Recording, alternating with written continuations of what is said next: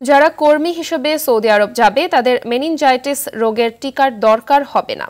টিকা দিতে হজ, ওমরা ও ভিজিট ভিসায় যারা যাবেন তাদের এজেন্সি ও দালালরা সৌদি গমন ইচ্ছুদের ভুল তথ্য দিয়ে হয়রানি করেছে, এমন আশ্বাস পেয়ে সড়ক ছেড়ে ফিরে গেছেন সৌদি আরব সহ মধ্যপ্রাচ্যগামী প্রবাসীরা। এর আগে সকাল 10টায় প্রথমে রাজধানীর পান্থপথ এলাকা ও পরে ইস্কাটন রোডে প্রবাসী কল্যাণ ও বৈদেশিক কর্মসংস্থান মন্ত্রণালয়ের সামনে সড়ক অবরোধ করেন তারা। এদিকে একই ধরনের তথ্য জানিয়েছে সিভিল এভিয়েশন কর্তৃপক্ষ। সংস্থাটির পক্ষ থেকে জানানো হয়েছে, সৌদি প্রবাসী কর্মী নয়, বরং ওমরা ও ভ্রমণ ভিসায় যারা সৌদি যাবেন শুধু তাদেরকে 10 দিন আগে এই টিকা নিতে হবে। ওয়ার্কারদের জন্য ভ্যাকসিন লাগবে, যারা ওয়ার্কার ভিসা যাবে এটা বলা নাই, কিন্তু এখানে আমরা শিওর হইতে আসছি যে আমাদের ওয়ার্কার যারা ওদের কি ভ্যাকসিন লাগবে কিনা। এখন ভ্যাকসিন নিতে যায় মনে করেন তারা বলতেছে যে ভ্যাকসিন আমাদের কাছে পর্যাপ্ত পরিমাণ নাই, যেহেতু নাই তারা আমাদের এরকম ভাবে ডেট বা হয়রানি, অনেকে আছে ব্রাহ্মণবাড়িয়া বা অনেক ফাঁকে থেকে আসছে। একটা টিকিটের মূল্য 95,000 টাকা।